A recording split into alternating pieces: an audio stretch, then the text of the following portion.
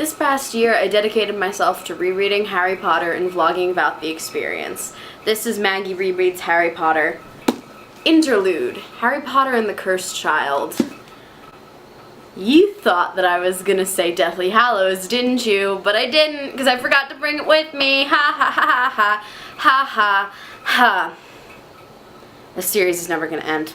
It's just gonna keep going on and on and on and on and on. It's never gonna end. So, this past week I finally got around to reading Harry Potter and the Cursed Child. I hadn't read it for a very long time after I bought it. I bought it the day that it came out, but I didn't read it for a very long time after I bought it because I'd heard many terrible, terrible things about this play. And so, by leaving it unread on my desk, it was in essence Schrodinger's book. It could be great, or it could be terrible, and the only way that I could find out would be to open the book and actually read it. So that's what I did. And I have opinions, but fortunately or unfortunately, they weren't so cut and dry as this is the greatest thing I've ever read, or this is the worst thing I've ever read. First of all, I will say that the number one complaint that I had heard did ring very true. This play reads like fan fiction. So many spoilers, by the way, there's gonna be spoilers. This play reads like fan fiction. So many things happen in this play that I thought only existed in the worlds of lovely, lovely 13-year-old girls writing fanfic for their favorite book. There's a lot of time travel in this play. That's what it's sort of based around. And upon fucking with the past for the second time, Scorpius Malfoy finds himself in a world where Voldemort was not defeated, and they call him the Scorpion King. They are going to this thing called the Blood Ball.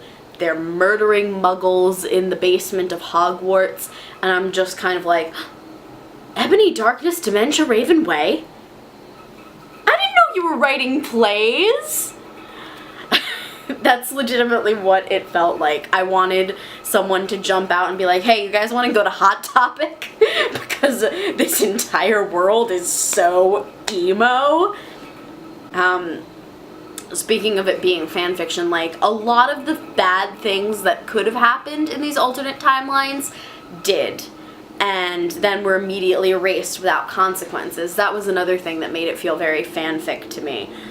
For example, another thing that made it feel very fanfic to me was there are multiple scenarios in this where Hermione and Ron don't end up getting together. Which, you know, is fine. That's fine. It's not fine, but whatever. And in these scenarios where they don't end up getting together, there are those awkward fanfic meet-cutes happen between them. And there's the awkward fanfic I have a confession to make thing going on. Like, in the first universe, where the thing that they go back to change is so Cedric doesn't die. In the first universe, where Cedric doesn't die, they interrupt him during the first task. And so, in that universe, Hermione never goes to the Yule Ball with Victor Crumb, and as a result, Ron never gets jealous and never realizes, shit, I've got a crush on Hermione Granger. And so because that hasn't happened, he ends up marrying Padma Patil. Somehow. How that ends up happening is not exactly clear. Universe, Hermione is a bitter old Defense Against the Dark Arts teacher. When it is suggested to them, oh my god, in our universe you two were married, there's the awkward thing that Ron does where he's like, can you believe that he said we were married? I'll get the exact thing. So there's this entire scene where he's talking about his son, Panju Weasley. And he says, have you done something with your hair? And Hermione goes, I've just combed it, I suspect. And then Ron's like, well, combing it suits you. And then there's this whole real thing where it's like, you know, Harry's boy, Albus, said to me the other day that he thought you and I were married. Ha ha, ha ha. Ridiculous, I know. He even thought we had a daughter. That'd be strange, wouldn't it? And then the two lock eyes. Hermione is the first to break away. and they have like an awkward flirt weird thing, and I will admit, I read disgusting amounts of Dan and Phil fanfiction, and it felt like an awkward meat thing in a disgusting Dan and Phil fanfiction. Yep. And then the second one, they are the last remaining underground members of Dumbledore's army, and they're about to get kissed by Dementors, and they do get kissed by Dementors, which is like yeeps. Too much. And during this, they like have like this heart-wrenching confession about how much they love each other, and then they kiss, and then the Dementors, and then it's like, oh my god. And it was all so fanfic. And you know what else was so fanfic about this? Throughout this entire play, I was thinking, so when are Albus and Scorpius gonna like get together? When's that gonna happen? Because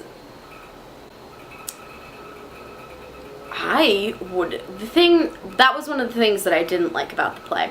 Rose Weasley was not as big a presence in this play as I had hoped she would be. But that's fine, whatever.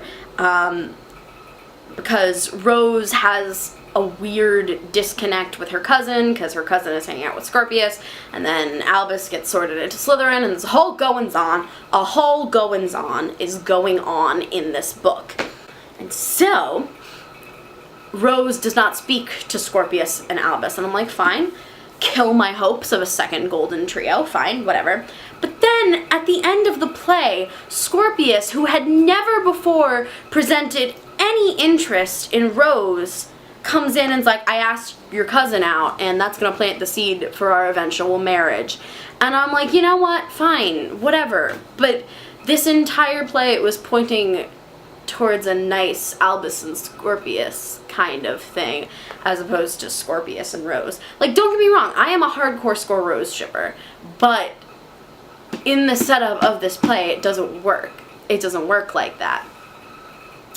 Also, I was extremely happy that Albus was sorted into Slytherin, because J.K. Rowling, even after the conclusion of the books, has had a terrible track record of only putting bad guys into Slytherin. Like, I, for example, am a big fan of Hufflepuff Dolores Umbridge, because can you see it? It's the best thing ever. She is incredibly loyal to the Ministry, even though the Ministry is corrupt. She follows her own version of what she believes is just, even if everyone else doesn't believe it's just. Hufflepuff Dolores Umbridge, man. But J.K. Rowling Pottermored her into Slytherin, and I wept. And every other Death Eater and bad character in the book, except for Quirrell, has been Pottermored into Slytherin. And so, I praise be to the gods above that Albus is in Slytherin. Harry Potter's child is in Slytherin, and it is great. Another thing that felt like fanfic, there was this character that was added in very randomly, in my opinion, named Delphi. And Delphi, get this, Delphi is the daughter of Voldemort and Bellatrix Lestrange. And that is such a fanfic thing to do. Like, to write in Voldemort having a child, I did that when I was like 12. I wrote like, what was it? When I was like 10, before the last book came out, I wrote a story about Voldemort having a daughter. I didn't post it anywhere because I was too dumb to use the internet, and I don't know where the fuck it is. But I wrote a story about Voldemort having a daughter when I was 10, and I wrote another story about Harry's parents actually being alive when he was 10. And it was a whole goings-on. It was a whole goings-on.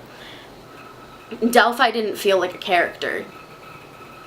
She felt like Ebony, Darkness, Dementia, Raven Way, to be honest. Yeah. I don't really have as deep thoughts, considering it was only the first time that I read it. Oh my goodness. Oh, and I loved little Scorpius. I loved Scorpius's characterization in this play so much. Because, like, although when I read fan fiction, I am a big fan of like cocky douchebag Scorpius. I'm also a big fan of like awkward geeky Scorpius. I love it so much. There's one point they're in Godric's Hollow and they see Bathilda Bagshot's house, and Scorpius just goes, "The very same. Oh my, that's her. My geekness is a-quivering." And I'm just like, same. Same, Scorpius, same. Oh my gosh. I think my ultimate review of this is, I don't know if I will accept it as canon. I don't know what I'm going to think about it. I don't know if I'll even read it more than once, but it was a fun book to read. It was a quick book to read, and apart from the blood ball business that made me feel a little icky on the inside, it wasn't that bad. Oh, my camera battery is beeping at me, so I suppose I'm done for now. Once I find Harry Potter and the Deathly Hallows, I promise that I will finish it and put it up. I pinky swear. I pinky swear. With that, I just have to leave you with a few words. Nitwit, blubber, oddment, tweak, and I'll see you next time.